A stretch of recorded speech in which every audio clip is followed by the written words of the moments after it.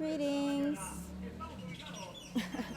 Good afternoon. This is Mariposa Ma'at, transmitting from Mexico. Okay, I'm going to let that pass. Okay, so welcome everyone. Thank you for being here. Today, I want to speak on demystifying spirituality and spiritual work. I am a spiritualist, a healer, someone who has been a student of every aspect that I can study since I have been in my mid-20s. So now that I am 50, a quinquagenarian, I have basically doubled my life since that time. And so I want to share a little bit about what I've learned, because I know that the power structures have really benefited from the kind of dissension and separation between cultures, because there's a lot of confusion when there should really be no competition. I mean, the point is that the one God exists in all over the world, and it only makes sense that we would have different ways of looking at it, because we have different ways of living life and different cultures. But none of them are inherently evil or bad.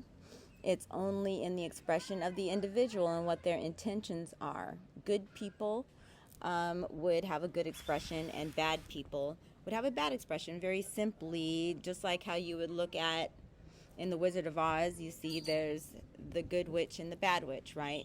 So we should never look at an entire system as being evil or anything like that.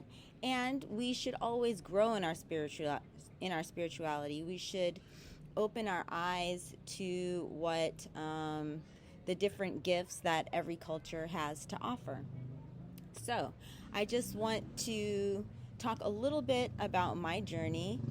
Not too much, actually. I want to focus more on demystifying, but I can say that when I started my journey was when I was 25, and that was with a class, like officially I would say. I took a class when I was at Howard University, and that was entitled Magic, Witchcraft, and Healing. And at that time, that was like a really taboo thing, not something that you would talk about, because just the fact that magic and witchcraft are in there, a lot of people would think it's bad. But for me, I was very interested. I didn't think it was bad. It was stuff that I wanted to know more about. And since that time, I have gone on to read books, and more than reading books, I implemented things in my life. As I learned things, I would integrate it into my life to become a lifestyle. So when we think of like an altar, where people have a place where they pray and all that, and they might put a picture of a god or a picture of things, it's only it's just the same thing as a vision board, no different. When you have a picture of a woman and it's the mother god, it's just something that makes you feel nurtured the way a mother would. It's not the idea that there's something over the one God. All of them believe in the one God, just like there are angels for the one God, because God is not a person. God is not one personality. God is all of the personalities. So if you need to feel comforted, you would go to the mother God. If you want to feel protected, you would go to the warrior God. If you want help with communication, you would go to the spirit that governs that. And so we shouldn't really make a big deal out of these things. We should not think that it's only good if we see it in the church. No, it's the same all over the world, and we should respect that idea, okay? Next, the idea of a witch. The word triggers me, I will say that, because of how I was raised also. I don't really use that word, but a witch is no different than a healer, a homemaker who is very skilled in her work. So if you notice, like a witch, I'm moving it because actually the sun is getting too hot right here. A witch, whenever they showed a witch, she's cooking, right? She's cooking, or she has a broom. because cleanliness is a part of being able to implement your magic. You need to make sure that the energy is clean around you. And then also you have cooking, of course. So when you're cooking, when you put in the different ingredients in the food, if you know the powers of those ingredients, then you speak words on it. You know, pray as you're making food so that it's powerful for the people who are eating it. And that's what anyone should do anyway. I mean, you should never have someone that you don't trust cook food for you, and you should never be in a bad mood when you're cooking. It's not good. But if you can study the herbs and the plants that you're cooking with, and you know what the powers are that they have, and then you can consciously do magic, make it powerful for yourself and those that are imbibing your food. It's not much more than that as far as the idea. A homemaker is very powerful because she governs the energy in the home, the energy that goes into your body, the energy that surrounds you. And that is it. Also, the idea of witchcraft is the same as manifestation. It's not different. So if you want to manifest things, you have to be very careful of how you communicate, because, you know, the reason why they call spelling, the way you spell something, is because how you speak, how you write is a spell.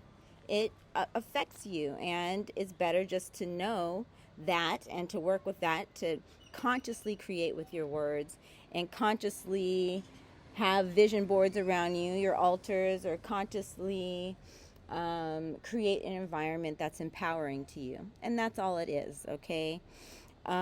Again, like I said, gods in plural for all of the cultures are just different angels. That's all.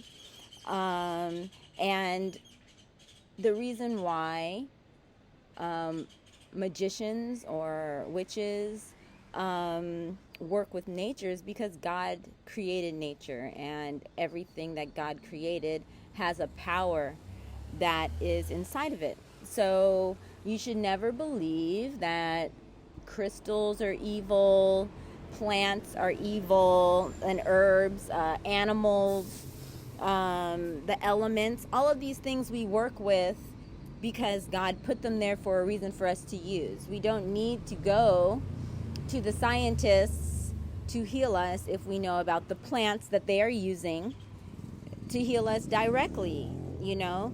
But the point of making spirituality evil is simply a way to control people so that you feel like you have to go to a middleman and pay them to help you with things that you can do by yourself. Okay, so as a healer, we study all of nature and how to work with it, and also we study the signs that come to us through nature. If you see an animal, what does it mean in the way that it functions with you? That's God. What else is controlling an animal but God, right? And the plants, right? If you know what they represent, then it's like a secret language, okay? All the colors have a secret meaning. Well, not secret, it's not a secret. You can study it, but all the colors, they go with the chakras, the same ones in the rainbow. And so, again, like now we have these experts that are coming online and talking about how they are all knowing all this. But no, the native people always knew these things. They always knew that these things were sacred, that we need to work with them. They were villainized and killed for these things, but it's time to throw all that foolery away and to study yourself. It's all online.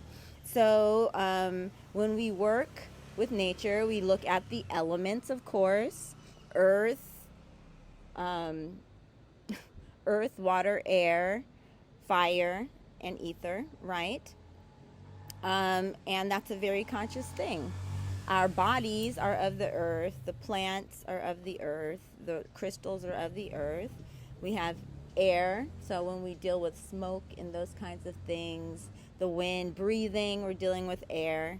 You know, fire, we deal with a spirit. There's a spirit in fire that moves a certain way, and you can work with fire with candles and bonfires and these kinds of things speaking to it, working with it, and it is helpful for you, you know? So yes, I personally have been a facilitator of the Temescal, which is the Sweat Lodge, and in that we have a song. Earth, my body, water, my blood, air, my breath, and fire, my spirit. Okay? And the reason why we sing that is to remind us that we are a reflection of the natural elements, and we give honor to that. We give honor to those elements and to spirit, the one God. Also, there are sacred sciences like numerology, like astrology, like sacred geometry, and those are things that you can study to learn about how to use them yourself, and also the language of them, what they mean. The ways of expression that we use are very important. Of course, again, we have music and song. We use that to raise the energy. We use rhythm and trance, meditation, dance, our chakra activation, exactly our words, what we're saying. All these things are magical. They have been presented like they're mundane, but they're not. It's very important how we use these things. And of course, sex. Sex is one of the most powerful things that you can use, and therefore people using sex for fun or for entertainment, it's very dangerous because there's spirits attached to that, and there are people who use sex to control people energetically. They're called incubus, succubus. You might have heard of that. And so, yeah, it's not a game, and children need to know about that too if you're going to teach them about sex. You cannot forget the spiritual aspect of any part of life, and sex is very spiritual. Okay, so also because our body is our temple, we have to be very careful how we use our body. So it's important, everything that touches our body, everything that goes into our body needs to be clean and sacred if you want to have a clean and sacred life.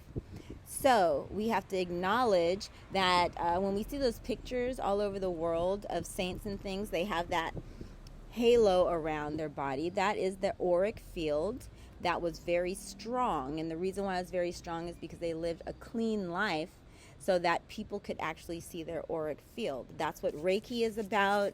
You use the energy that comes from our heart center. It's connected to our arms and our hands, and you can project it to do magic, which is Reiki. The way we breathe, you have to breathe deeply. What you breathe, the air has to be clean. What you put on your skin, the largest organ in our body is our skin. Anything you put on your skin goes into your skin. So you can't put toxins on your body. The types of soap that you use, the type of lotions that you use, all of those things need to be natural, plant-based, God-based things. The more chemicals that you surround yourself with, the more dangerous. For Black women and men, we have been given this idea that we need to perm our hair. In the past, at least, it was very, very big. And when you do that, you're damaging yourself because of the chemicals that are on there. It will affect you, okay? So it's not just that it's bad, it's that it's not healthy. And these things are very important. So quality products are important, things like yoga